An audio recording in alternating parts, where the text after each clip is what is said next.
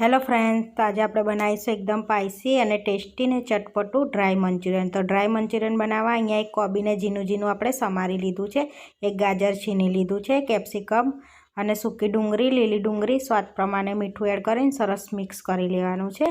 તો જેથી પાણી છૂટી જશે એમાં જ આપણે લોટ બાંધવાનો છે। આદુ લસણ મરચાંની પેસ્ટ એડ કરીશું, મરી powder, red chilli sauce, soya sauce, tomato ketchup, green chilli sauce અને કોર્નફ્લોર એડ કરીશું। તો 3 ચમચી કોર્નફ્લોર ને 3 ચમચી મેદો એડ કરવાનો છે।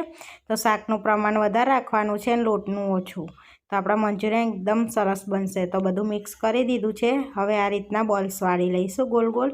તો મંચુરિયન શેપ આલ દેવાનો છે અને હવે તેલ ગરમ કરવા મૂક્યું છે તેમાં એડ કરી દઈશું। સરસ પલટાઈને આપણે મંચુરિયનને તળી લેવાના છે। તો આ રીતનો કલર થાય ત્યાં સુધી આપણે તળી લઈશું। હવે પ્લેટમાં કાઢી લઈશું। આ રીતે બધા મંચુરિયનને તળી લીધા છે, જોઈ શકો છો। હવે મંચુરિયન બનાવી લઈશું। તો 3 થી 4 ટેબલસ્પૂન તેલ લઈ લઈશું। ગરમ થાય એટલે આદુ લસણ મરચાં એડ કરી દેવાના છે અને એક લાંબી સ્લાઇસમાં ડુંગળી એડ કરીને શેકી લેવાની છે। પછી ગાજર પણ એડ કરી દેવાનું છે અને કેપ્સિકમ એડ કરી દઈશું। સરસ એવું બધું મિક્સ કરીને શેકી લેવાનું છે। શેકાઈ જાય એટલે કોબી સ્લાઇસમાં એડ કરેલી શેકી લેવાની છે। એ પણ શેકાઈ જાય એટલે લીલી ડુંગળી એડ કરીશું આપણે।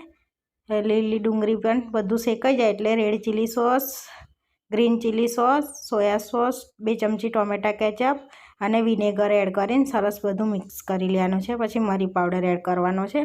હવે 2 ચમચી કોર્નફ્લોરમાં પાણી એડ કરી દઈશું અને સ્લરી બનાવી લઈશું। થોડું મિક્સ કરતા જઈને સ્લરી એડ કરી દેવાની છે। થોડું પાણી એડ કરી દેવાનું છે। તો સરસ એવું આપણે ગ્રેવી રેડી થઈ ગઈ છે। હવે મંચુરિયન એડ કરી દેવાના છે। લીલી ડુંગળી અને કોબી એડ કરીશું સ્લાઇસવાળું, બધું મિક્સ કરીને ધાણા એડ કરી દેવાના છે। તો આપણું ડ્રાય મંચુરિયન રેડી થઈ ગયું છે। ગરમા ગરમ સર્વ કરી લઈશું।